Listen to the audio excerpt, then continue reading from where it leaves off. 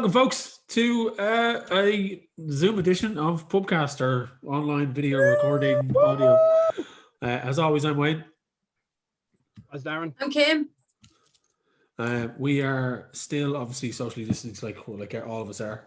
Locked down, praise the glory. Sorry, but we'll get there eventually. I reckon the first Pubcast back is. Hang on a second, Kim. Hang on. What? Are you drinking wine out of a bottle with a straw? No, but I am drinking beer out of a bottle with a straw. You're gonna get hammered. That's what you did when you went drinking in the field. No. Some things. No. I put on lippy. I put on lippy for you, fine, lovely people. So yeah, I'm gonna try and keep it on instead of forming like just a like a Calvin Cola style stain on my face where my lippy stayed and the one that was engaged. I'm going to try and preserve it for 10 minutes. Kim by the end of the podcast. Kim by the end of the podcast is like, do you want to know how I got these scars? Yeah, exactly. That's the aesthetic. But that ends. What was I going to say? Train of thought went out the fucking window. Was it hello?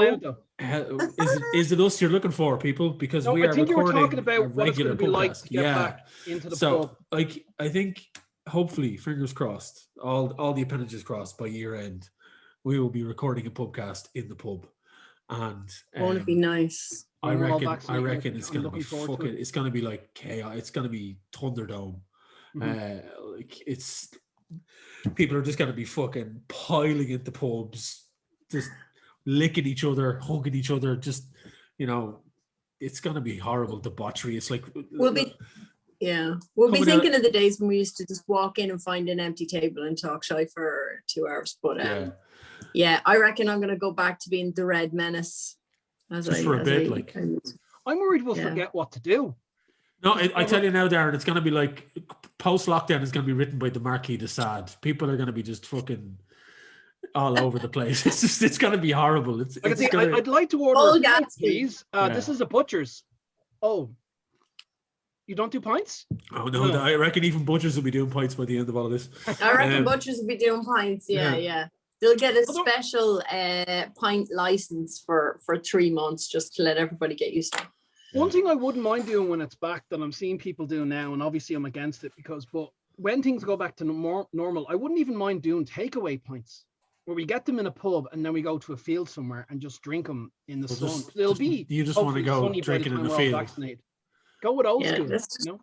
That's just called knacker drinking. Yeah, that's what I was saying about Kim drinking out of with a straw, because that's what you did when you were younger and you went drinking in the field with your 2 cans that you managed to get from somewhere. 5 years drinking in 2 cans together, and everyone drank with a straw, so you got drunk quicker because there was direct feed, no oxygen, and it was just straight into your body, and you got drunk quicker because obviously you weren't used to drinking because you were young. I didn't. It's the Irish. I didn't drink till I was 20, so I didn't have that experience. I was knacker drinking at 32. Yeah, I didn't start drinking till I was 18. But really, yeah, right, very rare in this country. Very rare. But I was really bad. Yeah. I was so polite and innocent with everything, bar my drinking. I started at 15, and the reason one thing I can remember is the day I turned 18. My dad's a pioneer, So I had to break it to him. He, obviously he's got I've got a present for you, and I'm like, oh, it's cans. Oh, cool. Oh shit, do I tell him? And he comes in and he takes them out of the bag, and it's a bag of Harp. Out of all the brands, he gets the worst one, and I'm like, Dad, I haven't had them since I was 15. Shit. Oh. And he goes, what? Yeah. He goes, yeah, I've been drinking since I was 15. Surprise! Yeah, you don't want pioneers buying you hooch. But at least I didn't drink I don't think I drank them. I think they're probably buried in the garden somewhere. That's where Harp should be, buried in the back. My dad used to drink Harp a lot when we were younger. That was his beer choice. Yeah, they all did. Harp shandies. When he was driving, he'd have a Harp shandy. But it wouldn't be. Yeah, it's like I'll have lemonade with my piss. Thank you very much. God. I drank anything and everything. No, it wasn't anything. I drink it. No, but look, it's been a while since we've actually recorded a Pubcast. Been a while. It has. Like, we've been doing our D&D thing, and I know we're getting back to that soon. It was people moving to different countries. Some of our cast members were moving to Scotland, so we had to wait for them to do all that, and then we're gonna record our next D&D session soon. But we have the technology now. Have we got proof? Have we got proof whether they were going over there to check for gnomes? I think, or dwarves. I don't know. I mean, they wouldn't have to look very hard, I don't think, in that part of the world. If it was a portal to Dungeons and Dragons that the dwarves used to get to here, I would have a feeling it would be in Scotland. Does that be? I think, Dungeons and Dragons has definitely created a false sense of how many dwarves are Scottish. Mm-hmm. It's just like even when I was young, that I think my first character was a ranger, but my second character, the more I had fun with, was a dwarf, and it just felt right just to do it in Scottish. I tend to mix it up. I do a dwarf every now and again in Scottish, but I also do generally a South Texas drawl, a gruff. You kind of give them that feel. You mix it up, but so we are getting back to it. We will be recording that very soon. We have a day scheduled for ourselves to all get together and do it. That will be up on our channel, our YouTube channel. But in the meantime, we thought, you know what?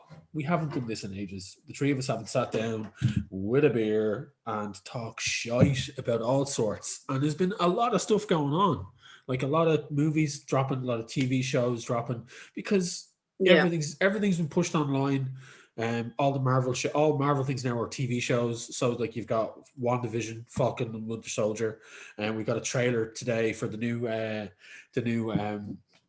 Marvel TV series, which looks really Loki as well. Loki's coming, but it's like there's a lot of stuff happening, and it's really interesting to see the kind of the switch in the dynamic for people, because I myself, like, there's all this thing about Black Widow. Black Widow was meant to have hit the cinemas last summer, but with everything that happened, it didn't, and it got pushed online.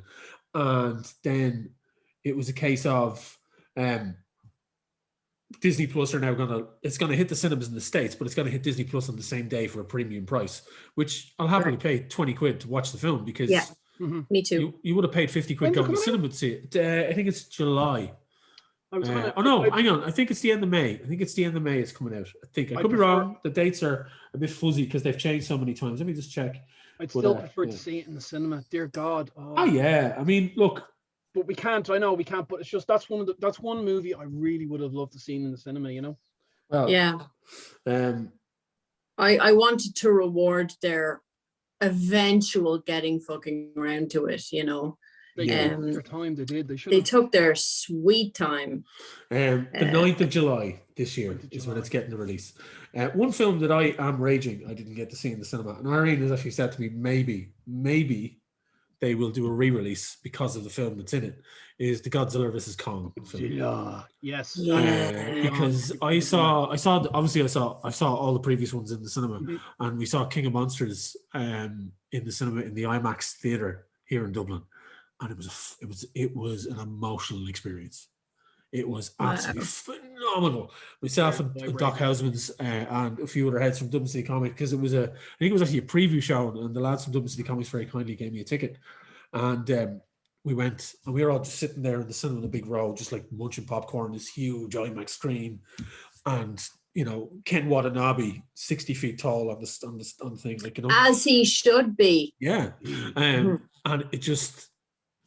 The actor guy from Friday Night Lights, who nobody knows his name, there was actually a Twitter meme recently of that particular actor, who's like, an actor you know and I've seen in so many things, but you do not know his name. I guarantee. Not Taylor Kirsch, is it that lad? The main player? No, it's the father of the. Oh no! Okay, Things. Good. So, So he was in Friday Night Lights, and he was in. Do you remember that TV show about a guy who got the newspaper a day early? Yes, early edition. That guy. He's the dad in the new Godzilla film. So he's. Jesus, we should know his name. But I think it's Kyle Chandler. Could be. That could be it. That sounds all right. The point is, Mark Russell is his character name, and Yeah, Kyle but like Chandler I'm is sure his, we have the but I remember internet. the Like TV we show, I have used to watch we it. have our pads. We could look it up if we wanted to. But I'm Yeah. great with names. Like, I'm usually I guessed that. I didn't. I'm know. usually Darren- very good with yeah. that type of stuff. But Darren, the whole point is, even if his name got called out, we wouldn't recognize would it. He's know. managed No. to Yes. be good in everything he's in and be instantly recognizable, and nobody remembers his name. He's become that guy. He's become like John is. Hurd and people like that. Yeah, and they're very important in cinema. They never take you out of whatever you're watching. No, You know. no, like your man So- Ned Ryerson from Groundhog Day. That actor. Oh Like, yeah, He's Total everything Honesty. he's in. He's fantastic. But you kind of go amazing. those character actors that you see in everything. He plays the butler So in great. Scary Movie, doesn't he? No, that's a different guy altogether. Is he not? That's the guy from Schitt's Creek who is the mayor of the town. Okay, I It's don't the know. same, it's the same guy Groundhog from Day it's the again. same guy from Scary Movie. He's like, take my little hand, That's it. Yeah. take my little hand. You know that guy. That's the mayor from Schitt's Creek. So yeah, Wow, I forgot that. that's it. It's these cadre of actors that you kind of go, oh yeah, okay. Yeah. And There's I'm a lot of usually- people out there that are just a safe pair of hands, Yeah. and you know, just working. So Wayne, I have to ask you. I haven't seen a minute of any of the new generation of Godzilla movies. But very, very just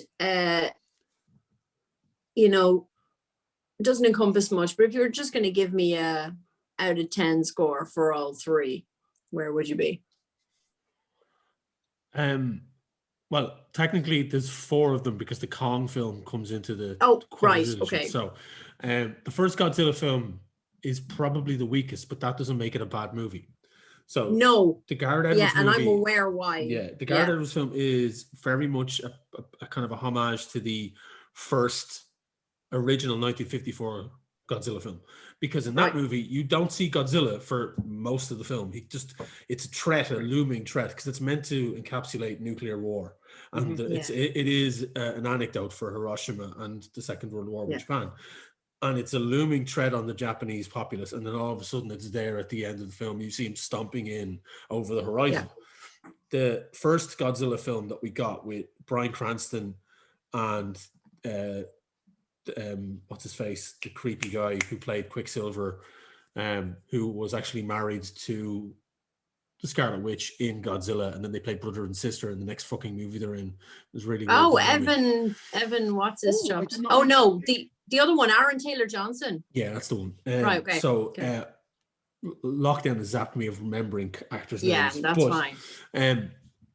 So Aaron Taylor Johnson plays the kind of the hero of the first Godzilla film. He's the GI who's just constantly trying to get home. Bryan Cranston. Oh God, is he doing an American accent? He is, yeah.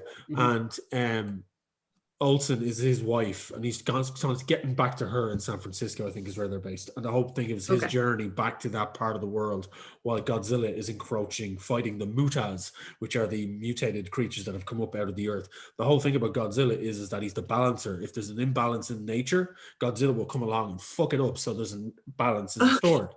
And then The great leveler. yeah, that's literally what he is, or she is, depending on what era you're in. But Right. I really loved it. I thought it gave us Chunky Zilla, so the Chunky Zilla, that's the modern day Zilla for the new films. I was totally satisfied with that film. A lot of people were like, "We don't get to see a lot of Godzilla." It's like, yeah, Right. that's kind of like when you do get to see him, it's like, oh, and the fight with the Mutas at the end was unreal. And he was definitely the hero of that film. And then Kong came along with Skull Island and was just like, Yeah, I saw that. I would watch Skull Island over and And over over and over again. again. It's a proper kaiju film. And is. they got Kong bang on the money, and they made him like he's a fantastic, like he's his own Amazing. character in the film. Like he's not just It really is. yeah, he's not just a big kind of like ape that's just running around An the place. intelligent gorilla. Giant The gorilla. film was too long, but then you'll find me say that about everything past the 90s. So Sure. yeah, but it was great. And I great. mean, it's got a trifecta of Marvel actors in it. So you have Tom Hiddleston, Brie Larson, and Samuel L. Jackson. Oh, I forgot. They're all in it, and John C. Reilly is in it as John C. Reilly, because that's Yes. who Brilliant. John C. Reilly plays. Yes. And then you have that actor who plays like the sergeant guy who was in Agent Carter as well. He was the head of the agency in Agent Carter. He's in that. He's a good actor. And there's a few other bit parts in it here and there. And then that led on to building into King of Monsters, which is just, King of Monsters is just fucking unreal. It's the one with King Ghidorah. It's got Mothra in it. It's got so many nods and winks to everything about Godzilla and the entire franchise that's come before, between musical cues, between cameos, nods and winks to the twins from the original Mothra story. Oh, you must have been wetting yourself. I saw that with the right audience. It was a preview screening, and every single person that was in that cinema wanted to be there to see that film. So it's like it was like an opening night, but it wasn't opening. It was a preview night, but it was in IMAX, and it just was it blew us away. So obviously when Godzilla vs. Kong, we knew it was coming. We were like, yeah, IMAX. Then everything happened, and then, it is what it is. We're all dealing with that. And then there's Godzilla vs. Kong gets dropped online. I'm like, fuck, I'm watching this at home. I have to. There's nothing I can do. Yeah. And I loved it from start to finish. It's not the perfect movie. It's ridiculous, but who cares? It's about a fucking giant ape fighting a giant lizard. And I'm not, so I know it's been out a while. I know. Are we at Mission Impossible 2 levels of ridiculousness, or? It's not kicking impossible just yet. There is a moment where it could be kicking impossible, where Kong swings in and has a giant axe that Zilla fires up with his beam, and he swings it in, and you just see Kong turning to the camera, and it's like, but it's a wee smile. A wee smile is like, could this get any more Zilla versus Kong? But that's what you want. You want the two of them kicking. That's what you want. It's exactly what it says on the tin. And it's got some serious acting chops in it. Besides Skarsgård, who's like there for the eye candy, the female actress who was in The Prestige was in Iron Man 3 as well. Played the bioengineer in Iron Man 3. I can't remember her name. I'm terrible with actors and actresses' names tonight. Welcome to my world. I want to say, I don't know why, but I want to say something Ferguson, but I could be completely off base with that one. Is it Rebecca Ferguson? Ferguson. I was right. Yeah. She's in it, and she's good because she's good in everything. She's amazing. The young kid, Rebecca Hall is her name. Rebecca Hall. Yes, that one. Yeah. Right. Millie Bobby Brown is in it. She's back from because she was in King of Monsters. Alexander Skarsgård, Julian Dennison, so the kid from The Hunt for the Wildebeest thing. Yeah, my God! He's in it. Yeah, he's in it too, and he was also in Santa Claus 2, the new one, which he was in the one with Kurt Russell going on. So yeah, and there's it links. Lance Reddick turns up for 2 lines. I think there's a lot of films nowadays. There's a different cut of this movie somewhere, because Lance Reddick just turns up and is Lance Reddick for 5 seconds. He's like, we are trekking Kong and he's coming this way. And then he's just standing in the background being Lance Reddick for every other scene he's in. He does nothing else. Worth the money. They probably paid his cameo fee. Probably. Do you reckon like Cats, there's a butthole cut out there where they had the that's the kicking impossible version of Godzilla versus Kong. It's got the butthole cut where you just see cut. Because in fairness, in Skull Island, there is a full-on walking in the moonlight, Emilio Estevez loaded weapon shot of Kong walking away with his lovely big Kong bum. And I think he actually got some stan accounts online from that shot of Kong's just... He's a chunky monkey. But a lot of it got weird to a point where it's we stand for Kong's bum. On the internet? On the internet of all places. Who'd have thunk it? But it's a series of 4 movies that are just, they get more bombastic and more enjoyable as they go on. That's great. And I take umbrage with anyone that went into Zilla versus Kong expecting anything but what they got. Anyone that actual critics wrote reviews of that film complaining about realism. Well, in fairness, if you have a look at real life and the giant Godzilla and the giant apes that we have in what? It's moronic. If it had, as I said, I'm very easy to please. If it had Kong in it, and if it had Godzilla in it, and they fight, well, I'm happy. And the funny thing is, it, like arguing logic in a fantastical universe is always silly. But when you look at for example, Game of Thrones, when it used to take them a season to travel from the north to the south, and then by season 7, they were wick-whacking, they unlocked fast travel, and then all of a sudden they were in 2 places in the one episode. It's funny, like it's none of it's real, but if there are some internal laws that are being obeyed, well, that's then it. Yeah, it's the difference between being fully in and taken out of it from time to time. But it's hard to keep an eye on those things when you've got giant monsters to fight each other. Like, and you're right though. If you set universe rules and you adhere to those universe rules, you got to keep those universe rules in your own universe. Yeah. But when you're dealing with a universe that has giant lizards that balance everything within the earth, and they are nature's law keepers, then all bets are off. Whatever the fuck turns up that you got to fight. Now, Darren, I know, Kim, you haven't seen the film. But I know you don't mind me talking about spoilers. Not at all. Dina, have you seen it? Oh, I have seen it. Yeah, I've seen it. That's why I didn't know if we were going to spoil it or not. Because I wanted to go for it. So, spoilers for Godzilla versus Kong. Okay, anyone that hasn't seen it doesn't want to know what happens to a particular thing that is blaringly obvious and was telegraphed in the trailer very slightly, but people then started to talk about it everywhere and guessed correctly. I love your top. I'm just after copying This is from Rogue Print in the UK. This is it's not Kong, it's Grogu the Destroyer is this one. Oh, it's not Godzilla, it's not Zilla, it's cousin. Grogu the Destroyer, but it's kind of like a cartoonized version of thing. I also have a sticker of him on my phone. Yes. Oh, that's so nice. The funny thing is, Wayne, I was looking at your t-shirt the whole time we've been talking, but it wasn't until you started talking about the movie that I noticed what was on your t-shirt. Yeah, I didn't know what it was, but as soon as you said we're going to... bing. I'm also wearing... it's like my wardrobe. But this is nice. This is from Metmaco Design, a friend of the Melissa O'Brien. This is check it out. Oh, very fancy! Cool. Nice. Just flashing my bum to the camera. Yeah, never thought you'd do that, Wayne. I never thought I'd see it in a lifetime. This is you can get these. These are on Etsy. These are available on Etsy. These are nice glitter dice roll hoodies that Metmaco designed. Link in the description. Well, put the link in the description. Yeah, a link in the description to where you can get this t-shirt and where you can get this hoodie. I keep going the wrong side because my videos we're so profesh. So profesh. But what was I going to say?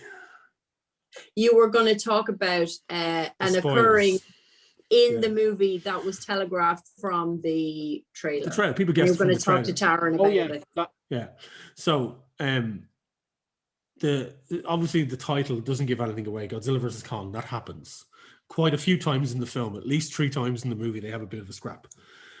But the main bad guy is, I think it was beautifully done, and I think it looked brilliant. Is Mecha Godzilla. Mega Godzilla. So they get one of the skulls of King Ghidorah and they use it as a channeling tool to basically Geiger the fucking like Pacific Rim a giant Mechazilla. So they get they use King Ghidorah's skull and a pilot sits inside of it and links in with it.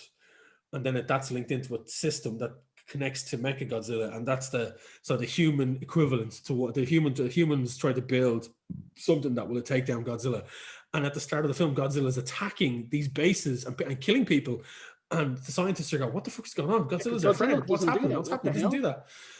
And it turns out that Godzilla was only attacking places where elements of this Mechagodzilla was being built. Oh, he was smashing off the Mechagodzilla before it could be built.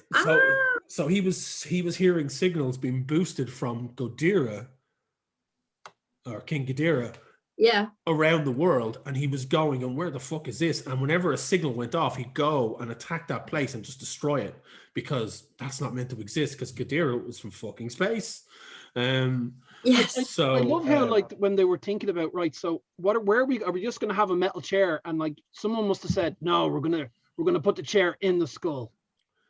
But that was telegraphed at the end of the last movie, so they had it come in, and people they had scientists come in at the last film and take body parts away, including the skull. The skull was actually found. You see a shot of the skull with the head at the end of it being taken. So I just thought it was cool. That was because you and Ryan both knew going into this the Mechagodzilla was going to be in it. Yeah. And I mean, but you see a glimpse of Mechagodzilla ever so briefly in the first trailer. Yeah, if you pause the trailer in the right way, metallic robot. Oh, they were it's not Power Rangers, so it had to be Mechagodzilla. You know, and we got it, which was awesome. Oh, I know, it was fantastic, and it takes Kong and Zilla teaming up to fight Mechagodzilla to take it down. Who were you up for between Godzilla and Kong, Wayne? Godzilla all the way, every single day. I'm more of a Kong guy. Every day of the week, the big lizard is going to kick the shit out of the monkey, and Godzilla did, but it was only that Godzilla recognized that Kong was not a bad guy. Yeah. That Zilla let off, and then they team up at the end. Which I love that. I thought it was really cool. I will say this, and I think it's going to lead into a segue. If you're a fan of these movies and you haven't seen Godzilla versus Kong and you've listened to us so far, and even if you listen to the spoilers, watch this fucking movie. It's just a pure fun fest. It's exactly what the world needs right now. Is pure escapism. Where is it available, Wayne? I think they have it on Now TV. Yes, it's on Now TV. That's where I think we got it on Now TV. Get a subscription to it. That's what a lot of people were doing. Yeah. You can get a 7-day subscription to Now TV for like a trial, and then you just watch it. But Irene gifted me with it as one of our nights in. For we had a nice dinner and a few drinks, and we watched Godzilla versus Kong. But I personally believe that Godzilla versus Kong was a better Batman versus Superman movie than Batman versus Superman was. Well, you see, as soon as you told me that there was at least 3 bouts of argy-bargy, you'd already won. And when even though, you know, I'm in, oh my God, Wayne, I'm getting your name problem now. The screenwriter, Chris Terrio talking about what went wrong with BVS Dodge. He said straight away, once the studio wanted that title, he felt like he was going to disappoint people. Yeah. Because if you're gonna, how are you gonna write that? You know, Superman versus Batman, Superman wins. So he's like, he felt from the start it was kind of cursed, because of the title. Because how are you gonna live up to that? So I'm glad that there was at least 3 Haydns rendered. I'm trying to remember, was it definitely 3? There was the one on the boat. Did you not notice, Wayne? Sorry for cutting. Did you not notice like the real reason why Godzilla didn't continue to fight? I know what you're gonna say, Darren. Kong like he signed Martha. You mean no? He said Mothra. Oh, Darren, that was it. Yeah, Mothra. Sorry, Mothra. Bollocks! I messed it up. I'm waiting ages to say that. I'm getting my coat. Sorry, I'm gone. Jesus. Yeah, Mothra. There's loads of memes of that on the internet. How could you say that name? Classic. Save Mothra. His friend's name is Mothra. Oh God. But yeah, no, Zilla versus Kong is just top-notch entertainment from start to finish. Just pure balls to the wall, nutso. It's not everything. It's not meant to be Laurence Olivier does Hamlet. It's fucking Godzilla versus Kong. You know? But as a lot of us are noticing, Wayne, there's only so much prestige you can have. And there are things that I'm watching that I genuinely need to take breaks from because I'm in such an anxious state that like I'm going to have dreams about Breaking Bad. I'm going to have dreams about, you know, all these things that I'm watching. And sometimes you just need something easy. Yeah. But you can't have something where like nobody was in love with the project. It's something that is completely stupid, but people were so in love with is such a pleasant experience. Yeah. I will search that out. I've got a recommendation for you guys and anyone who's listening. It's a rare treat these days to see a film where you know nothing about it. And there's a movie called The Kid Detective, and I actually bought it on DVD before I saw it because I wanted to support. It's an independent film, and I wanted to support it. I loved the premise, and I figured there was only so disappointed I was going to be. And I know why you went out to that movie. You were getting your plinky fix. That's what you were getting. Well, look. Full disclosure of ties. my best friend and lover Adam Brody is in the movie, but he's in it because his friend is a very talented indie director and worked really hard for 4 years to get it made. But without saying much more than this, he was a kid genius who became a kid detective in the town, and then something happened and he fell out of favor, but he continued to kind of be under that mask, and he was in a state of arrested development then, and then he's just a complete bum in this town that he grew up in, just disappointing everyone every day. And you're like, well, how's that entertaining? And yet it's one of the funniest fucking things I've ever seen. It's a pitch black humor, but it's so good. And I have the Blu-ray, Wayne. I might send it to you. So you can watch it. I have it ordered, Kim. I've already seen.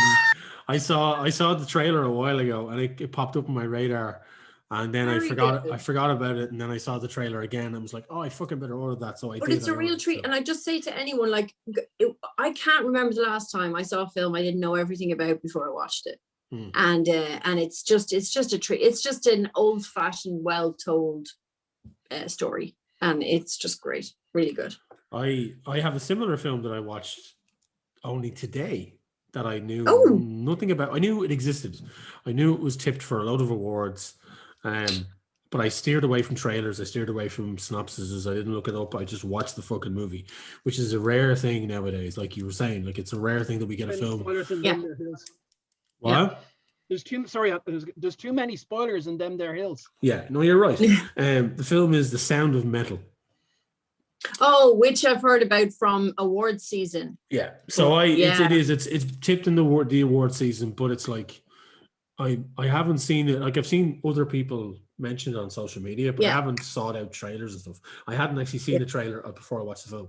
So it has Riz Ahmed in it in the lead role. As a guy called Ruben Stone, who plays a metal drummer with his girlfriend. They're in a duo, a metal band that travel around the States, and he starts to lose his hearing and does lose his hearing at the start of the movie. And it's about him finding himself and struggling through what this is and having to reevaluate everything around him. And it's a drama, so it is. There is moments in it, but it's not like Riz is unreal in it. Like he's phenomenal in the lead role. Everyone, like it's a small cast. There's only like about 6 people in the film. Do you?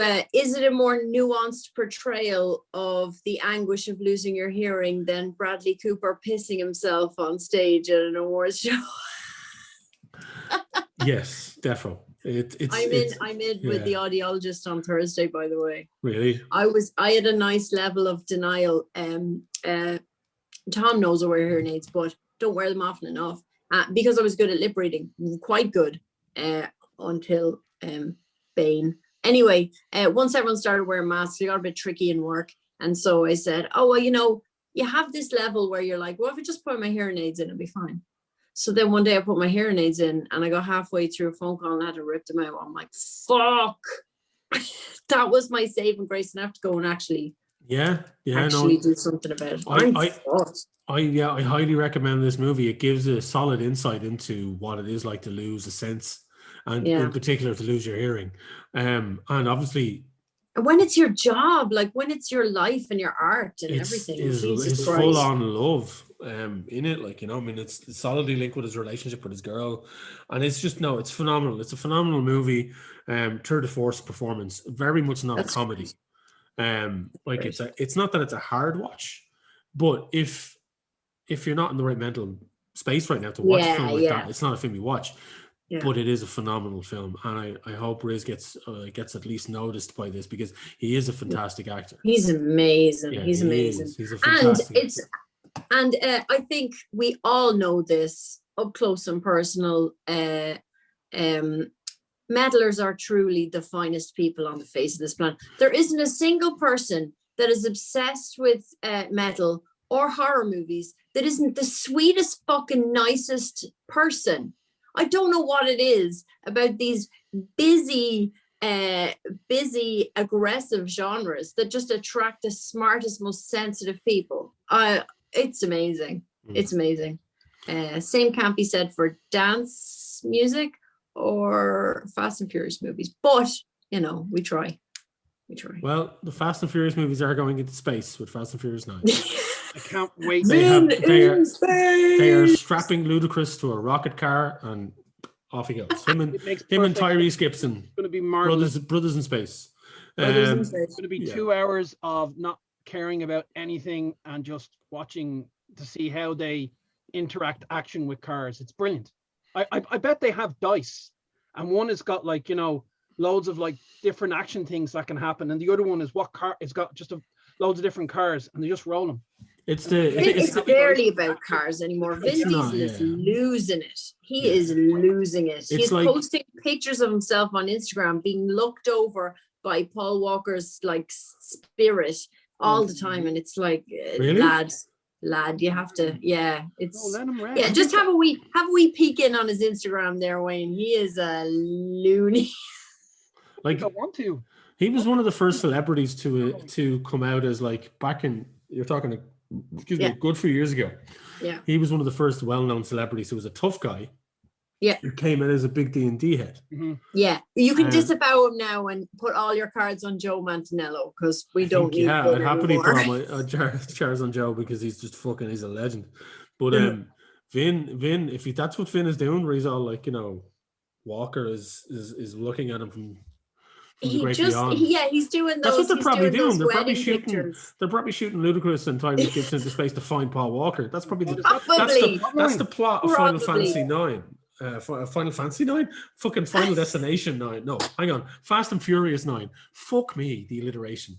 All these fucking F's. No, I think you've come up with a really Fast and Furious versus Final Destination, where, you know, if only they get to their final destination. And I speak as somebody who has actually enjoyed the last 5 Fast and the Furious movies. Oh yeah. Since they turned again, like in fairness, in the same podcast, we cannot say Godzilla versus Kong is escapism. Fucking enjoy escapism, and then turn around and say that the Fast and Furious movies are garbage because. Oh no, you won't hear that out of my mouth. You will not. But it's funny that the ones you enjoyed the most, Ryan, are the ones that got away from car culture and went towards I'm not literal known, fantasy. Yeah, I'm not known for my love of car culture. It's not really my thing.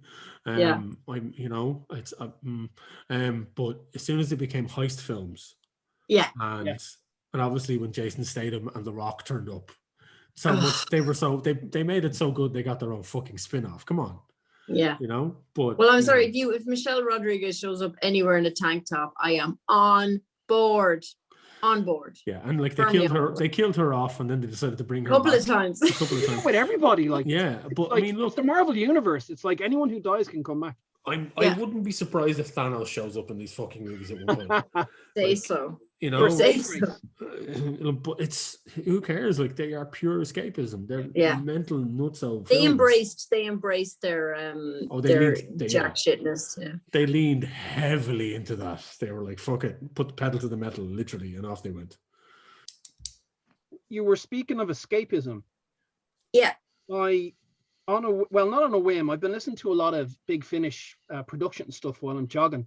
But I've been really like this is going to go into a tangent something else. But what got me back into it is a lot of Torchwood stuff. But the last thing I was listening to was Outbreak, just to hear how Torchwood would handle a pandemic, and then kind of going, oh Jesus, if they were here now, oh God, we'd be so happy. But then when I went out for my jogging there, I seen the advertisement. I'm trying for the David Tennant's back.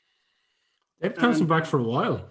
Well, this caught my eye because of the advertisement, because they were hinting that something epic happens at the end. You know, the new Dalek Universe stuff. The Dalek Universe stuff, yeah. Well, I think I've already seen the of what happens, but like they were hinting at, like, they were showing what people were saying about when you listen to all three of the stories. So I decided to listen to the first story as I was jogging, and even that is amazing. Like, I won't spoil any of it, but the first couple of lines kind of like, he's hinting about the fact that, you know, he knows that him doing the Doctors ended, but, you know, sometimes you can come back. And I was just listening to that on my jog, and it was really, really cool. Like, anyone that misses David Tennant and wants him back, get on the Big Finish productions, because they're brilliant. Like, Well, Big Finish did a thing there because we didn't have any Doctor Who. We still haven't had Doctor Who for the last year and a half. They did the thing called Time Lord Victorious, which is a joint operation with the BBC and themselves, and then Titan Comics as well, and BBC Books, where they did like a multi-platform season of Doctor Who, but with old doctors. So you had David Tennant, Paul McGann, Christopher Eccleston was in the books. But Christopher Eccleston is now back in the audio stories. He's now back with Big Finish. They're launching a series of Christopher Eccleston Ninth Doctor audio stories. So they've essentially brought back all of the doctors, bar Peter Capaldi and Matt Smith. They haven't done the audio stories yet, but that doesn't mean they're probably going to eventually. I say they will. Like Capaldi is stars on the rise. He's in the new Suicide Squad, like, you know. And then he won't be. No, he's only a young lad. He's only a young lad. So I mean, you know, he's got a long road ahead of him. He was online there, like reading He read top 10 questions people were asking him about coming back to the role and whatnot. Yeah. He was very honest. He goes, "Why are you back? What's the real reason you're back?" And he goes, "Like, well, to be honest, you know, I've got a family to pay for, so I'm back for doing that." But then he also said that it was the scripts. There we go. Yeah. The scripts were very, very good, and that's what brought him back. So I'm definitely going to, once it's out, it's on pre-order now, but once it's out, I'll definitely be getting that. But I listened to the first episode with David Tennant buying time, and the synopsis is like these group of people are going to this crashed spaceship to find something, and while they're looking for it, they stumble upon the 10th Doctor. And the interaction between, I won't spoil it because the characters he's talking to, I think they're from another Doctor. I think like there's another classic Doctor of the Big Finish that these characters are from. But David Tennant's acting like he knows them, which is brilliant. That's what I love. Is like anyone can jump in, and even if I have missed something, I'll go back and listen to it. I don't feel like I'm losing out by listening to it. And if I haven't, and this is set up for later on, it's bloody brilliant. So it's just getting to hear his voice again, getting to hear him do his stuff. But it's great while you're jogging and you zone out. My mind just wanders and just comes up with all the stuff. But I won't say any more. I just say it's really, really great that they're, as I said, the digital download's only €20, like 20 blips, and that's a couple of points at the weekend. So, and how much would you get for that, Darren? I'm getting it's each I'm getting 3 episodes, and they're an hour long. Plus, there's a 14 with interviewing and talking to the cast and loads of backstage stuff. And at the end, which is usually on the Torchwoods, like the Torchwood ones, I always want to mention them as well. They're single. They're done really, really well. They don't get all the cast back. They only get them on the specials, but they get a couple of cast members, and maybe one cast member, or maybe a cast member that they didn't really talk about before, and they have them go on an adventure, and they get to do things like that they wouldn't have been able to do on the TV show. But they're done so well that you're kind of going, oh, maybe. That's why when John Barrowman showed up in Doctor Who, I'm like, and like at the Christmas special, and like hinted about who he was going to see, I was like, oh, are we going to see a Torchwood again? But then unfortunately lockdown. So but I am always like, even if we don't ever get Torchwood back on the telly, we have it on audio, so it's brilliant. But sorry, that's great. For €20 you're getting 3 hours, 3 hour long episodes, and I think that's worth it. Like you'd spend that. That's if they're coming back to that, Darren, they're obviously paying the actors, which is great.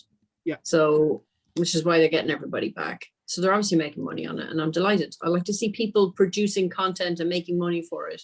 It's up to the standard, really is. Look, it's like if I've often said that if they wanted to go another step forward, which they did back in the day, but you could get these, and you could get a really, really good cartoonist, and you could just do animation to animate them. Yeah, they have probably do that. They have done that in the past, so they have, and it's worked really well. Yeah, so Big Finish are now officially canon as well. So since the return of Paul McGann in the TV series, we did the 50th anniversary story. Paul McGann came back for the small mini episode that he did called The Night of the Doctor. And in that, he basically, in the middle of doing his regeneration, he's about to do his regeneration, he drinks a thing and it regenerates him and turns him into John Hurt.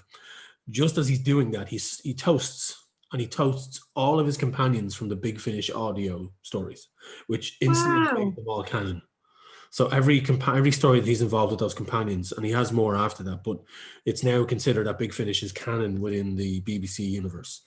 For the longest time, it was ambiguous whether they were or not. Like, it was down to the fact that if you thought they were canon, because with Doctor Who, it's like it's limited. Yeah, of course. But McGann doing that in the 50th anniversary, it instantly made his stories in Big Finish audio canon.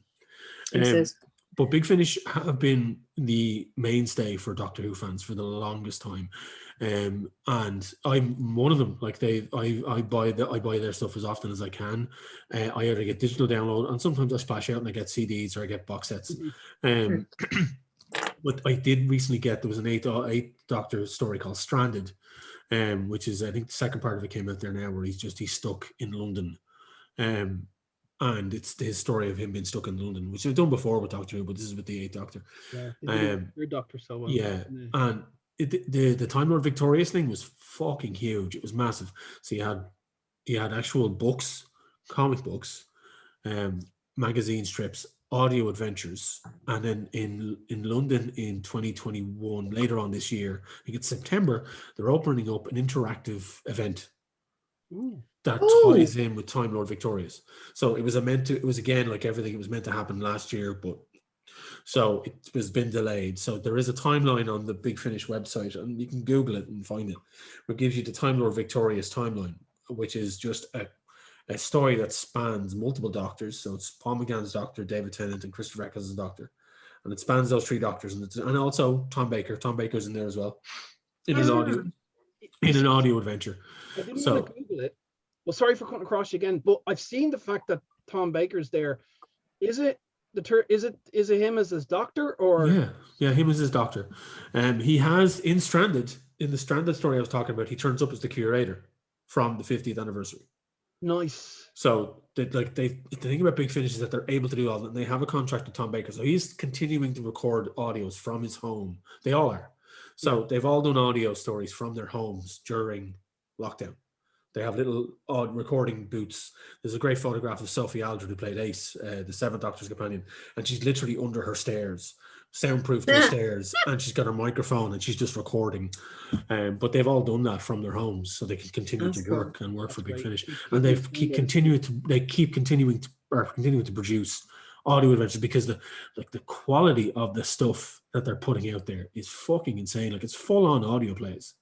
Sound effects, music, the works, like the absolute works, and it's top notch. Now, they don't just do Doctor Who. Like, I know Darren said they do Torchwood, but they've done a story with Dorian Gray. They do all the horror stories, Frankenstein, Dracula. Mark Gatiss' first foray into writing a Dracula story was with Big Finish, and he plays Dracula himself. And it is much better than the fucking abomination that they put on the BBC with him and fucking doing so well, except for the 3rd episode. What's his name? Peter Moffat's. So like himself, they did a Dracula thing, as people have watched, and it was on the BBC like last year, and it was terrible. Now, I thought it was terrible anyway. Some people loved it. I fucking thought it was garbage. But the audio version that he's in, it's modernized. It's Dracula that they do the Dracula tale, but they modernize him. They bring him in, like, very similar to the story that was in that movie, but in the TV series. But it's done in a different way. Like, there's a vampire war and everything. It's really, because the thing about audio is it's limitless. You can just have the sound effects. You don't have to worry about filming locations. So they do a multitude of different things, and they've got Doctor Who actors. If you're a Doctor Who fan, they've got actors doing other things. Like, they have Art Darvill, who is the guy who played Rory in Doctor Who, is in a multitude of different Big Finish stories, and he did Frankenstein for them, and it's great, brilliant, like, well worth listening to. He's actually doing his own audio, The Lone Centurion, of what happened when he was waiting for media. Yeah.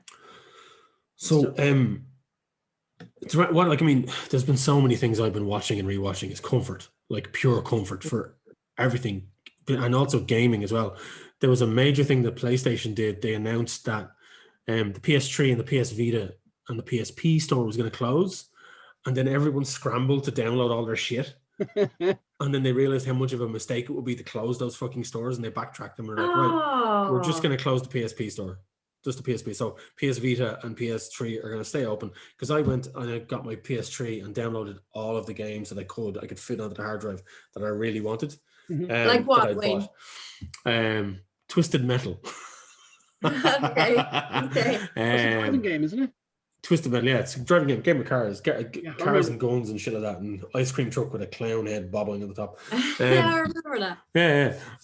And what else? I got the Metal Gear Solid, some of the Metal Gear Solid games, the ones that are on the PS, Son of the Patriots. Although I have a hard copy of that, and then the one with Raiden in it, Metal Gear Solid Revenge or Revengeance or Revengere, whatever the fuck it's called. It's a completely bonkers version where you're just running around slicing things up with a sword. But like, yeah, it's like you go on there and you don't realize how many fucking games you bought in the past for past consoles. Because my PS3 collection was like just lines and lines of games. It was crazy. Yeah. Mental stuff. And also my Vita. I was down trying to fit stuff onto a 32 gig Vita card that I was like.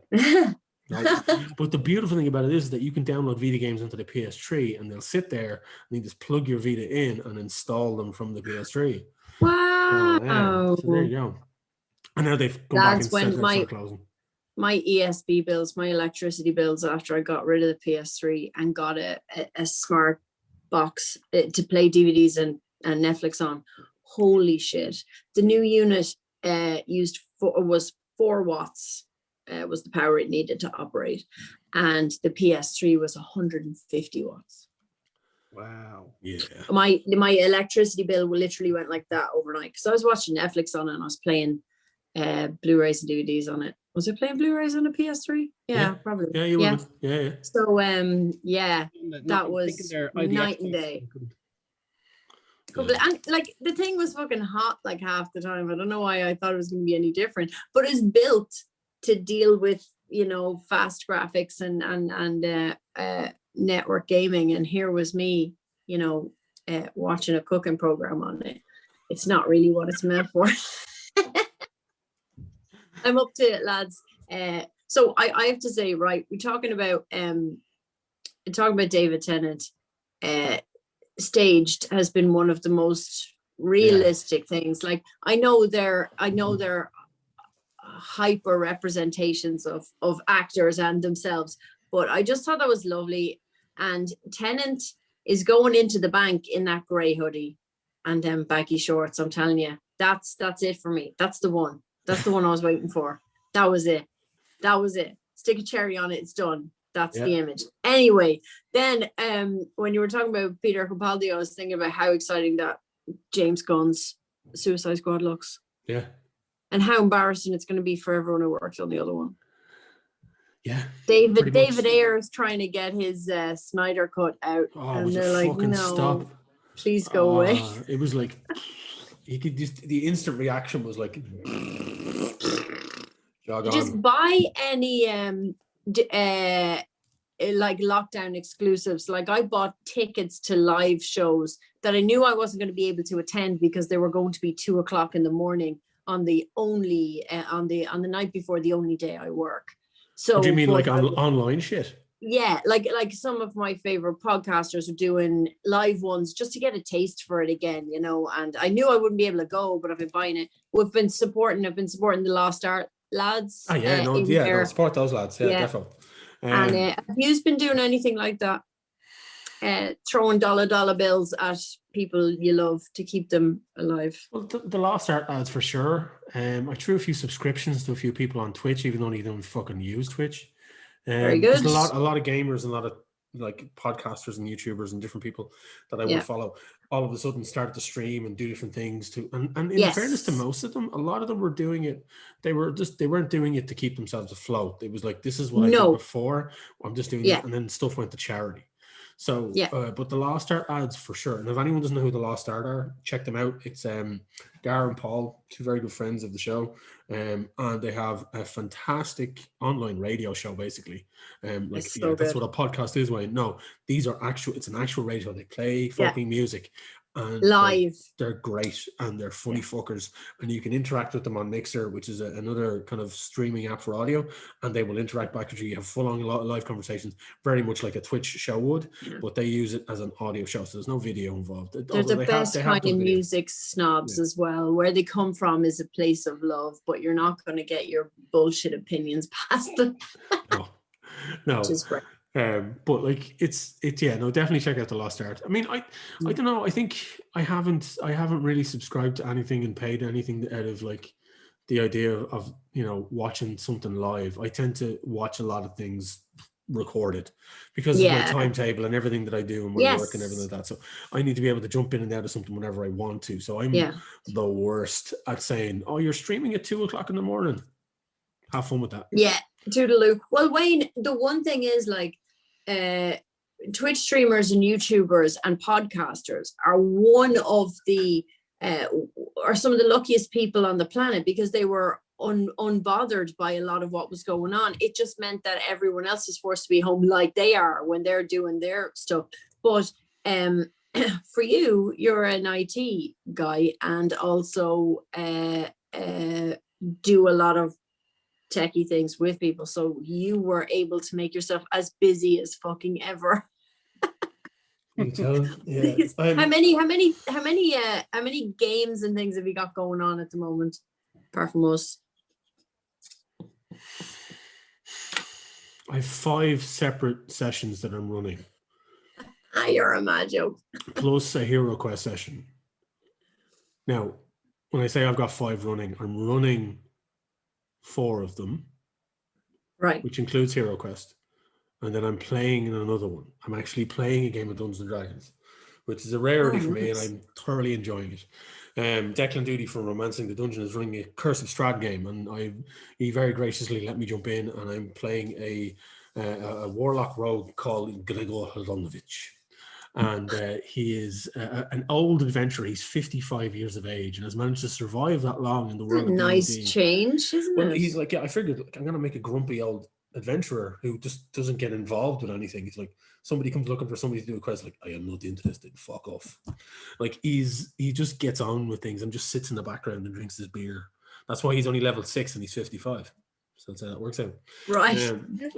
Full-time drinking and a bit of adventure. Yeah, he's been dragged into this now, though. He's been dragged in, so he has to get involved. But apart from that, no, I think in total about 5 different things that I'm doing that involve gaming in some way, with friends, and we obviously have our Pubcast one that we do, which people can check out on YouTube. Indeed. Hence why I'm looking for HD, because I started watching Critical Role finally, and I'm at the beginning thing, but as beginners go, and then are you watching campaign 1 first? I felt like I should start from the beginning because I know nothing. I think I'd said to you previously, campaign 1 is rough and ready because it was one of the first of its kind, so it's a very seat of its pants type of a situation. Campaign 2 then is much more polished and much more thought out, because campaign 1 of that show, they actually jumped in. They had already been playing that game for 2 years. 2 years at home. So it's like, our Wednesday night game that we play. Yeah. Imagine if we decided after a year now, we've been playing that now for a year. Wow. Right? So imagine if we decided in another year's time, we're going to take those characters in that form after 2 years of playing them and put them online in the show, rather than starting from the start. Right, where people aren't there from the beginning. Yeah, so they did an intro, and they did a kind of an intro of what these characters are and who they are, and then they launched you into it. So it was a bit disjointed at the start to a degree, but second campaign, it's straight in at the ground level, so you're kind of getting a glimpse. It reminds me of back in the day, like when I used to be going around to my friend Andrew's house, and there was 8 of us playing Dungeons and Dragons, playing Turded, and that's sponsor. It's an in-joke, lads. We drink every time Darren mentions Turded. Unfortunately, do it a lot. But yeah, that's why I think I liked it. I just wanted to see because all I've got references what we do, and like I just wanted to see what other people were doing just to kind of get it. And I was like, oh, cool. It's well worth checking out other streams. There's plenty of other Irish shows that you can check out. Like there's the Homebrew Crowd, there's the Romancing the Dungeon, which is the podcast. It's just it's an audio podcast. Homebrew are on YouTube as well, and they have a show that they do live streaming directly onto YouTube, and then you can watch the videos afterwards. And they're a bunch of nerds like ourselves. They sit around, have a few beers, and role play. There's another show, and I may as well say it now. I'm actually guesting on a show live on Twitch, even though after I've just said I don't fucking go on Twitch. I'm guesting on a show this Friday called Make This Epic. It's a new Irish RPG show run by a bunch of friends. They're only 3 episodes into their adventure, and they've asked me to guest on it. So the next episode I'll be guesting, which is this Friday. And I'll be playing casting. Yeah. So they reached out to me there through Facebook. The DM Daryl reached out to me and said, "Look, would you like to come on the show as a guest? Really love to have you." It's like, "Oh no, thank you, really appreciate it, and any chance to play." So fuck it, yeah. So I'm guesting on that show, streaming live this Friday on Twitch. This episode will be up before then. So this Friday, I think around 8:00, 8:30 on Twitch. So Make This Epic. I'll put a link. Very good. So link in the description. Link in the description. I'm playing a gnome artificer. I can never say that word properly. Artificer. Yeah. A weapons designer, basically. A gnome. And it turns out I just created this character and sent it on to the DM. And he's like, "Oh," and it's a homebrew session, so they've made their own world. So they didn't have gunpowder in this world. Now they do, because my character has just invented it. Uh-oh. Nice. So that's what you're looking for. That's what, if you want to tune in this Friday, I'll be putting it on social media as well myself and promoting it and stuff like that. So check it out. Make This Epic. You'll find them on YouTube, Twitter, Facebook, so on and so forth. Wayne, can I do something that I used to do in our live shows, which was introduce a topic of conversation and that I've no insight into, and then go to the bar while you talk about it? Sure. Okay. Yeah. I think you should talk about the Falcon and the Winter Soldier. Falcon and Winter. You've no input on that. Have you not watched it? Have you not seen it? No, not yet. Oh, okay. It wasn't just screaming at me. I'll get to it. Definitely in for a treat. Yeah, I'll be right back. Okay. Well, Falcon and Winter Soldier. Darren, have you watched it all? I have. Definitely. There's no way I was going to let anyone spoil it. So warning, because there's loads of spoilers. I mean, it's the penultimate episode was last week, so the last episode of the season is this Friday. Yeah, and it's been building and building and building. I've loved it from start to finish. I haven't a few people are kind of a bit thrown by it because it's so different to WandaVision. Because even though it's a world of superheroes and super soldiers and stuff like that, there's a level of realism to it, to a degree, like more so than WandaVision. There's no magic. I feel like they're the equivalent of tie-in comics, which are great. You know, you'd be kind of like, yeah, if you want to know what blah was doing while this was happening, read this. But Sure. they're to the level of the movies, like, you know, and it's been great. WandaVision was dealing with, like, you know, Wanda after losing the vision, and we got to see that. And then this is what's happening to Bucky, dealing with all the stuff he's dealing and becoming, you know, like not the Winter Soldier anymore, and Falcon after like been given the shield and the fact that he doesn't want it and dealing with that. And it's you know, like in a movie these would be dealt with, like, you know, in about 10 minutes, but that kind of, you know, it goes into the TV show about like what that symbol means to America and to people, and what it means giving it to Falcon, and what he had to deal with when he was offered it and all that, and it's just done so well. And they do Zemo. Finally, they give Zemo, like, we get to see the purple mask. Zemo became Mimo for like with his dancing, and it's like, oh god, yeah, Jesus. And that's what I was thinking when he was dancing. That tune was in my head. But like, it's but you, as I said, you wouldn't get all this time to deal with these characters and if it was a movie, and so I'm glad they're doing that. Like, I'm looking forward to seeing. See, here's the thing about the Marvel universe: the way they've always handled it from the get-go. When it got, was particularly the Captain America part of it. For me, the Captain America films, including the first one, which I fucking love, because it is a roaring adventure story set in the 40s. I think the Captain America movies and that particular part of the Marvel universe has been handled brilliantly, and through no small feat of having Chris Evans in the main role as Cap. I think he's phenomenal as Steve Rogers, and he will be synonymous with that role for forever. He did it really, really well. Like, it's kind of there's a bit where well, one thing about the TV show is you can see why Nemo is doing all the stuff he does. Is like he fears super soldiers and what they can do. And I think had they given the serum to the majority anybody else, we would have been seeing what we're seeing now. There was something in Captain America, Steve Rogers. There was something in Steve Rogers, and the fact that he was, he wasn't the strongest, and he was below average man, like very weak and whatnot. But that allowed him to, he got to see things from another perspective, and then he knew what he was given, and he knew what to do with it. Whereas other people would have taken that for granted, for advantage, or used it for their own means. And that's why I think he was a great Captain America, and that's why I loved, like, I can see why Nemo doesn't want it out there and is doing what he's doing. Stop it, I don't think Nemo's involved in this. There's no clownfish. Sorry, it isn't. Darren, I love the line in there's some cracking lines in these anyway, but Screen Rant's pitch meetings where he's talking about Captain America, the First Avenger, and he says, he throws a grenade in the middle of the soldiers, and Steve Rogers throws himself onto it immediately, and he goes, okay, so does he get treated for depression? He's like, what? And he's like, well, he was just about to kill himself in front of everybody. Like, does he get treated for this? No, he gets given the super treatment. And you're like, okay. I did like the way that was done. Yeah. You can actually see that I saw recently there was somebody did a kind of a screen cap of that scene from Captain America, a screen cap of Captain America. That screen you cap. Also see in the background when the shot was actually zoomed out. Peggy is also running to throw herself on the grenade in the background. Oh. Yeah, she's actually moving towards. I've seen that thing 28 times and I never noticed that. Everyone else scarpers. Yeah. And Tommy Lee Jones just stands there as Tommy Lee Jones. Yeah. And then Steve throws himself on the grenade, but at the exact same time, Peggy moves towards the grenade as well. But like, so, but it's like, and it like as far as Falcon and Winter Soldier is concerned, the same way each Captain America film escalated the idea of Captain America, and changed the idea of what he is and who the actual symbol is.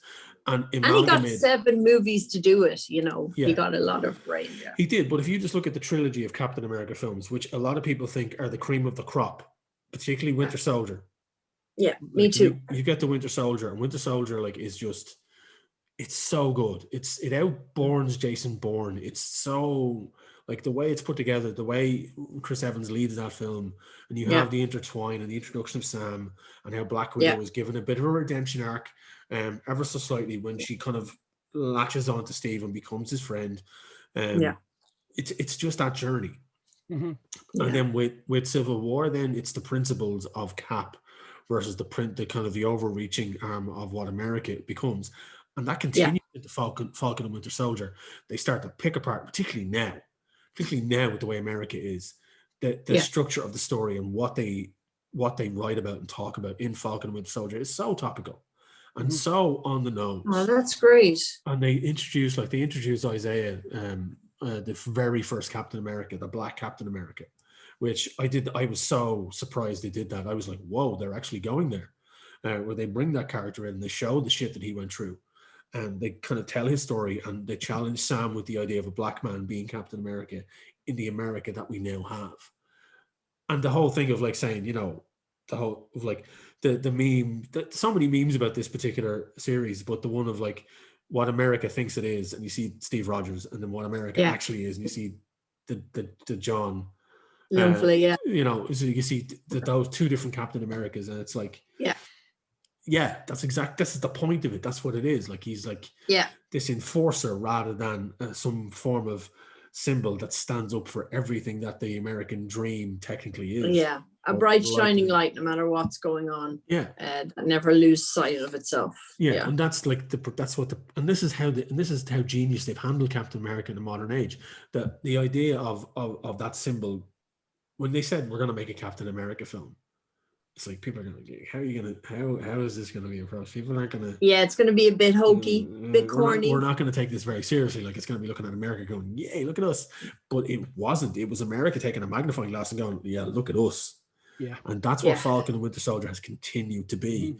and struggled with. And there's a great scene in the last episode that aired where Sam has gone to Isaiah to kind of find out exactly what the story is with why he is the way he is, and why, like, he tells the story of like how they had sent him to prison for 30 years because he did the exact same thing that Steve did. Steve went against orders, went behind enemy lines and freed his fellow soldiers and got applauded for it. And Isaiah did the exact same thing. He disobeyed orders, went behind enemy lines and rescued his fellow soldiers, and he got put in prison for it. Yeah, sounds right. Those two contrasts. And Yeah. Sam having to sit there and go, well, what the fuck? And he says, as a black man, you should not pick up that shield because you know what it stands for. And he then it's kind of like the shorthand. You get a scene, then it cuts later, and him and Bucky are throwing the shield around in the back garden like a frisbee. and then Bucky turns and says, look, man, I need your perspective. I didn't even think that that's what it would be like as you picking up the shield. It's so different to me doing it or Steve. And I understand. Yeah. And it took that long for them to get to that point, because it's a buddy cop story, but it's not. Yeah. It's like, the embedded terrorist has a better image than the upright soldier. Yeah. Do you know, exactly, I'll tell you what, Marvel, if anything has the capability of changing minds in large numbers at the moment, it should be local politics, but it's probably going to be Marvel. It's crazy. The Marvel division of Disney, and we're here for it. Incremental change, we'll take it. Well, here's the thing. I mean, they did the magic with the whole WandaVision, which was phenomenal, and oh my god, like the whole main cast of that show deserve every accolade. That if they're ever going to get me, they deserve it. Yeah, but I always liked Paul Bettany as an actor, but after seeing him as the Vision in that show, he was brilliant. He was so good. Everyone was like, I never gave Elizabeth Olsen her credit until I really didn't. I didn't realize how much. I have to say, I don't think anyone did, to be perfectly honest with you. But I think when you have that legacy of that name attached to your acting career, it's tough to get out of. Wasn't she in Marcy May, Marlene, Mary?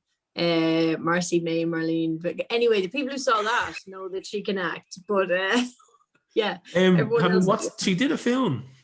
She did a film with Jeremy Renner about a murdered Native American. I want to say it was called Deep River or Cold River or something. It was out a couple of years ago. Yeah, that rings a bell. Phenomenal movie. She plays an FBI agent that goes to it's kind of like a Fargo-esque kind of part of America, but it's where Native Americans live, and it's basically based on the statistic that Native American murders statistics of Native American murders are not reported kept on figure, and that's the whole premise of the story of this film. Phenomenal movie. Highly recommend you check it out. She is in it. Jeremy Renner's in it.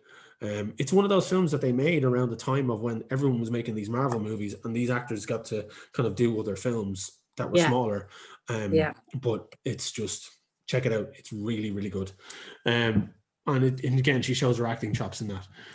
I think these movies are going to get more and more recognition the further we get away from the Marvel stuff. If there's ever a day where that isn't dominating cinema screens. Yeah, the only person who's consistently fucking it up, because Chris Hemsworth was doing a few Ron Howard joints, and the only person who's been consistently bombing is Robert Downey Jr. He's just doing absolute turds, but everyone else is working so hard. And the movement to put Chris Evans in an Aaron jumper, I'm glad it finally got traction. We are here today, and I want to salute everyone who campaigned and fought hard. Oh my God. We got there. What did you think of Knives Out? Did you like that movie a lot? Now, you know me and accents. So Daniel Craig was killing me. Everything else I loved. I thought there was going to be, like, the twist happens in the first 15 minutes, and then you're like, oh, is there another one? No? Okay. Because it's an American murder mystery, so of course they have to tell the audience what's going to happen. Yeah, but I like that it's shot. It was really silly, and I really liked it. Rian Johnson can shoot a film. You know how much fucking Barrow I've watched. You And know how much Columbo. Columbo And I Columbo. watched. Like So I was a mark for that one. No, I love that shit as well. And my Yeah. problem with it was straight out the gate was it was an interesting movie and it was a shit Yeah. episode of Columbo. Yeah. That's what Yeah, it was. really It was a shit episode of Columbo because Daniel Craig is gonna play more characters in the next movie. They're gonna fucking Peter Sellers the shit out of this. It's gonna be like Alec Guinness and the fucking what was it, the Lavender Hill Mob type of thing. That's what it's gonna be. It's gonna turn into Daniel Craig's version of that. He's gonna be playing he's playing the brother of the character that he played in the first one. And oh no. yeah, and he's the bad guy. He's evil. So he's like the evil brother. Like they're getting into as Days long of as Our he's Lives. from a different place, as long as That's they were it, different separated at accent. birth and he's not going to be from Louisiana, from the Bayou again, More that than would likely. be great. As long as But, it's evil twin yeah. and make him the bad guy, then that'll be all right. Well, I don't even know if he's going to be the main bad guy because that's telegraphing the casting right there of what your story is going to be. But I thought it was fine. It was a grand wee film. Yeah, it had a beginning and a middle and an end, and you can't say that for a lot of. I'm having a problem at the moment because there seems to be massive ambition as regards the concept, but like, what am I?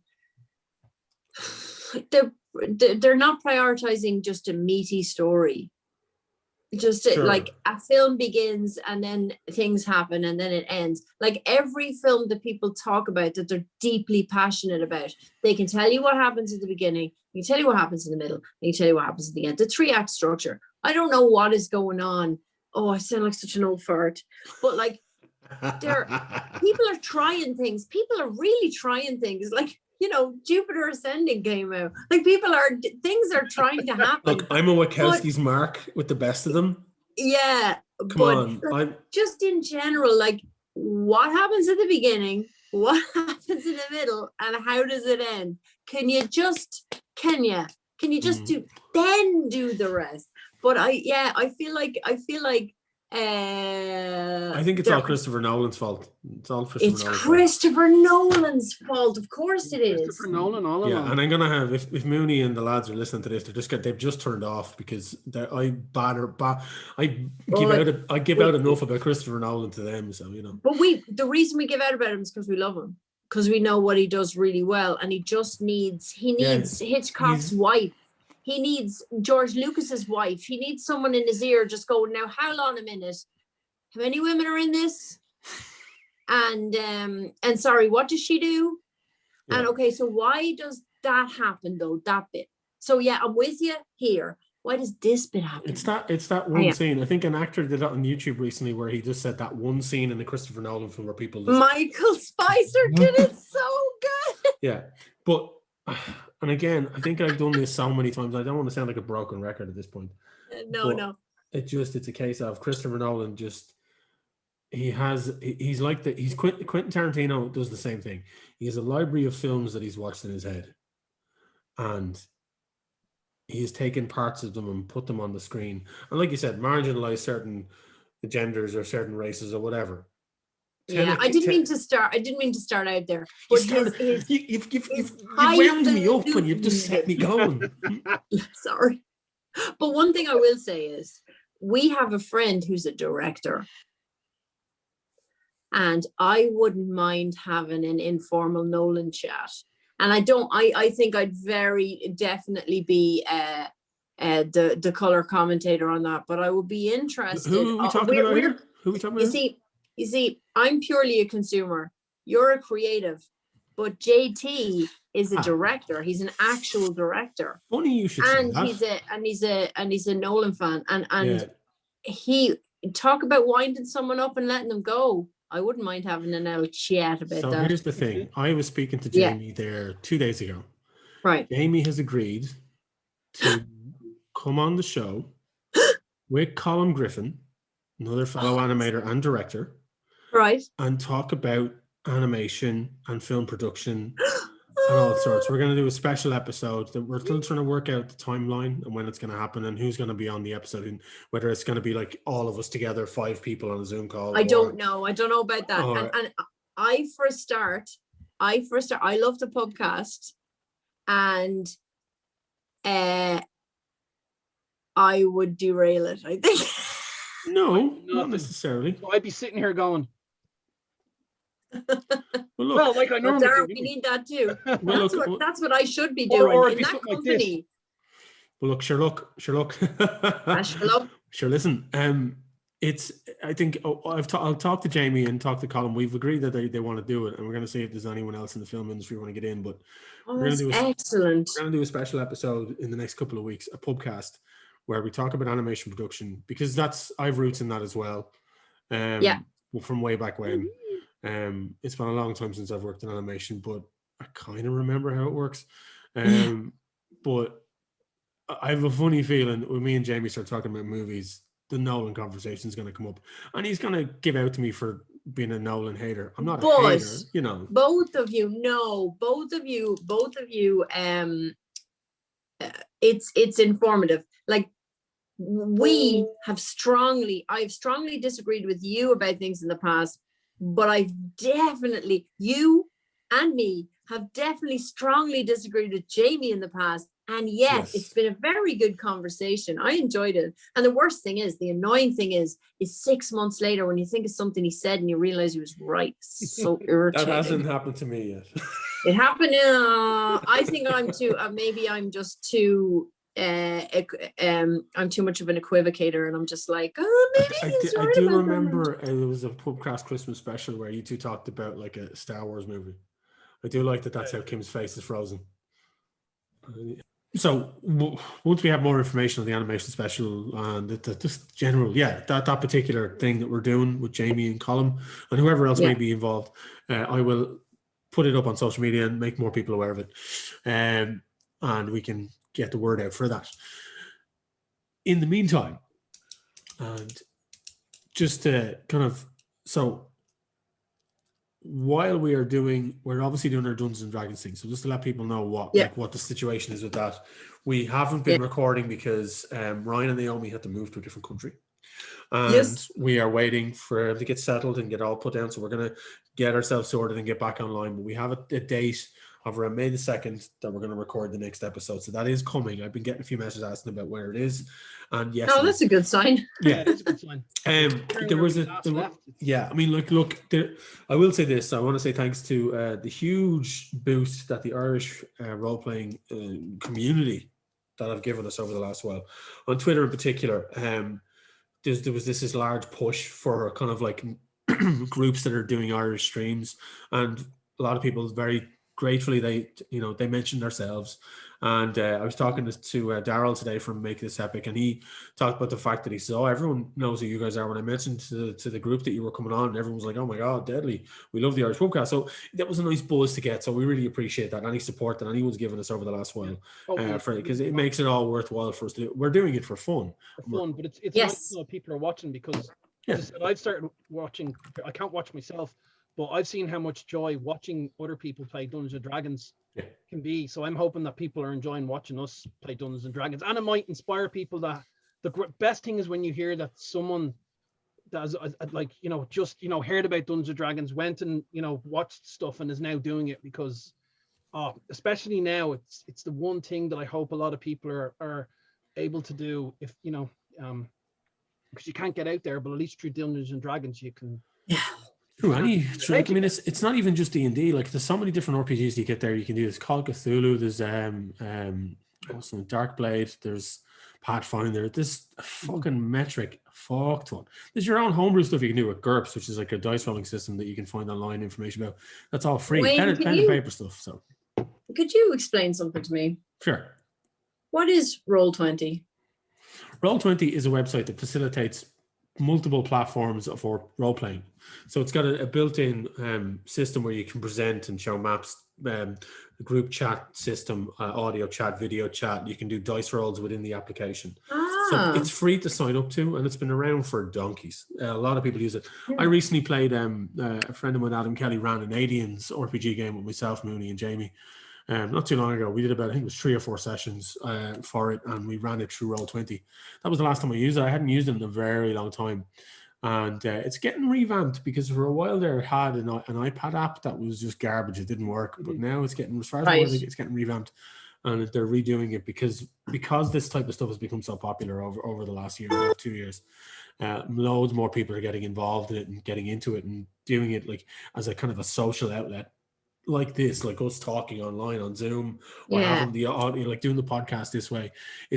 There's been that kind of a people latching on, not even like, yes, escapism, but it's become a huge thing. And it's this, the popularity of role playing, be it online or when we could in person, has gone through the roof again. It's reminded me very much so when I was younger and when I was like 17 or 18, around that age group, when there was a large group was playing these different games. Mainly at the time it was the Star Wars role playing game and Vampire the Masquerade, and Werewolf was what we played. And they're fun games to get into as well. Like if you like the horror aspect, Call of Cthulhu is another good horror one. There's so many out there, and you can. And you know what the great thing about it is that if you're in an area that has a local brick and mortar store that is selling these games online, support them. Like Dublin City Comics can do stuff to order. There's also Gamers World in Dublin. If you're in Dublin, there's ones in Waterford as well. There's Dungeons and Donuts in Galway. Reroll Games in Navan, which is now my local. There you go. So I mean, like there are a metric fuck ton of these locals. If you're not in Ireland, if you're in the UK, if you're in America, I guarantee there is a local board game store or gaming store or comic book store that does gaming that would like your support through all of this, because small businesses are being hurt, and this has been a boost for a lot of them. I order a lot of my stuff through Dublin City Comics, and I've gotten a fair bit of stuff. I got 3 other non-D&D games throughout lockdown that I plan to play eventually from Gamers World. I got one called Tales from the Loop, which is, there's a Swedish artist that does a lot of art books and stuff like that, and they made an Amazon TV series based on his art books and the kind of the stories involved in them, and they've made this RPG game out of it as well. It's set in the 80s. It's a kind of an alternate reality 80s where technology is kind of kooky and not steampunky, but futuristic, but in the 80s type of thing. You know what I mean? Right. Yeah. And it's really fun. You play a bunch of teenagers trying to solve a mystery in a town. It's like it's the Goonies meets Robotech type of stuff, like, you know. It's cool, like, you know, there's those type of games. And there's like board gaming as well. Like Irene has gotten into, we're having a board gaming night, I think, in the next week or so, and I've been stealthily introducing her to board games that she would never have played in her life. Things have changed. So, I'd have to tell myself, lads, I'm up to 900 hours in Animal Crossing. Wow. 900 hours. That's I checked out an hour and a half a day for a year. Yeah, because it's a job. Like, it's a job. Yeah. But to me, I've managed to keep the love of it. But anyway, we had I'd have to tell myself, no, you're not going in there to turn the switch on. You're gonna play Game of Thrones Cluedo with Brozzy, and you're gonna win again. Board games are better. They're more better. Yeah. Well, some people would differ, but I miss that. That's why, like, I have a bunch of guys I play board games with, but we haven't really. It's funny, we talk through Messenger, but we haven't talked in person for ages because we're board games, and some of them don't have. Well, I don't have a decent PC, so I can't play the board games online. Well, dude, Tabletop Simulator runs on a calculator. But some other guys don't have an actual PC. Oh, okay. Which was a shame. So we've just been chatting on Messenger, but a couple of, like, I used to DM when I was in my 20s, early 18s. Sorry, no, from around 17 to around 22, 23. But as I said, haven't done it. But we were having a lovely chat, a couple of us, like a few weeks ago, and you guys were talking about Dungeons and Dragons and DMing, and that kind of sparked an interest in me, because up until then I hadn't wanted to do D&D. Yeah. I don't know why, but then one of the other lads was planning on doing The Expanse because they love that TV show. Oh, phenomenal. And I jokingly said, but unfortunately he doesn't know how to DM at all. And I jokingly said, well, if you don't hurry up and do one, I'll just DM D&D. I'll do it. And then all the lads just went, all right, so, because like one of them's down the he is a family, and one of them lives over in Stephanie lives over in Iceland. So I was just like, okay. And I was nervous as fuck, but thanks to the backup of you guys, I said I'd do it. And I can see why. Well, I don't know if I'd be able to do 4 games like Wayne has, but like I can see the enjoyment of doing one. Like it definitely stops you playing computer games.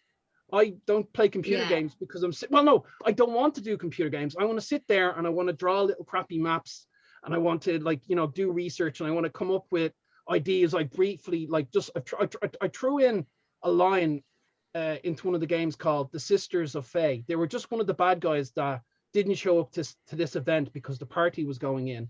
And they went from one line to, just in case the lads are watching this, I won't say, have become this big thing that's gonna hit them. But again, it's all because of chats with you guys, lads, if people like the podcast, but they don't like our role playing content, then they're shit out of luck for the last half an hour. We are not sponsored by anything Dungeons and Dragons related. Here's something that I have to say, because if we know one thing about me on the podcast, it's I have literally 4 references that I just make over and over and over again. And lads, when I'm talking about bad special effects, what do I reference every time? I think it's a good sign if you don't know, but every single time I describe them as Quidditch special effects, or it looks like Quidditch or whatever, right? Yes. I've been beastly about the films, the Harry Potter films, and everyone I talk to, I feel like I have to make an official fucking apology, because for the last 10, 15 years, anyone who tried to talk to me about those films was met with someone going, hey, kids can't act, that's so stupid, and the Quidditch looks stupid. And I thought the books were decent, the world was good, and the films were shite. And what's happened in this house is we've read up to the Goblet of Fire, but I don't think we're ready for child murder just yet. So we're holding off. And ITV2 were showing all the films bank holiday weekend. They're showing all the films all week. And I said to Patrick, do you want to watch Harry Potter films? And he goes, and he actually kind of went, I don't think so. Like, I'm afraid. And I went, well, if you don't want to do something, I never make you do it. But I just want to tell you something. Number one, you already know what happens in every single one. So you won't be worried if this is going to be really bad, because you know how it ends. You know how all the books end. And 2, I reckon every person in your school has seen these films. And I said, I think if they go to talk about it one day, you might feel a bit left out. Yeah. And he kind of looked at me and he's like, you're all right. So we watched the films. The kids are grand. The effects are grand. Neville being hung on the spike in the first film does look a bit ropey, but everything else is perfect. The practical effects. I want to personally apologize to the prop masters, to the set builders. This is a personal, absolute mea culpa to Daniel Radcliffe, Rupert Grint, and Emma Watson. And a giant fuck you to Joanne Rowling, turf extraordinaire, because her characters in the books are pretty 2D, and there's a lot of internalized misogyny. So she can fuck herself, and the films are grand. No, so I was 100% wrong. Mm-hmm. Yeah, I was 100% wrong for how many years now? 20? Like Arvin said, Arvin is the biggest Harry Potter mark that I know. Like if she was to be in, we've been new. Yeah, like so she herself has said, "Look, I'm giving no more money to that woman." Like we've been to the Harry Potter. No, she can fuck off. Yeah, like we've been to the Harry Potter studio like 3 times at this stage, and the last time we went was phenomenal. Like we had a blast. Like the universe to play around in is loads of fun, but amazing. I think she is just a garbage individual. She keeps being given a chance to not be a giant steaming pile of shit, and she keeps turning it down. Yeah. So you're like, because she still has legions of fans online that are either not aware of that side of whatever she does, or are choosing to ignore it. And I think, including one of my favorite comedy writers. So thanks for that, Glinner. The fuck is he at? That guy, fucking that jockey. Anyway, again, so it comes back to the whole idea of separating a fucking scumbag from their art. When their art, but I mean, Glinner's comedy when you rewatch a lot of it, there is some problematic shit in there. Yes. And Arthur Matthews was great at balancing him out. And when you see Toast of London, you're like, oh, this is the stuff I liked in Father Ted. Yeah. This absolute nonsense is what I liked in Father Ted. So yeah, you do see it. You do see it. And it's unfortunate. And people are like, people are going, oh, you can get cancelled over anything. No, they can try. And on Twitter, people, I was so disappointed to find out that, okay, so I'm not on Twitter. I have a Twitter account, and every year, the night of the Late Late Toy Show, I follow Jerry McBride. That's what I do. That's what my Twitter account is for. I watch what Jerry and Waterford Whispers News are tweeting about the Late Late Toy Show. That's what I do. Sure. And so then I'm going to put Kim's Twitter handle below here. Yeah, I was tagged in a few Pubcast things. I'm like, I might actually start using this. And then in the last... I've tried. In the last couple of weeks, Lindsay Ellis, one of my favorite film essayists on YouTube, they tried to cancel her over very similar things. About the Raya stuff, is it? So, yeah, she said Raya seems derivative of Avatar, as a lot of YA novels are. Tweets are short and concise.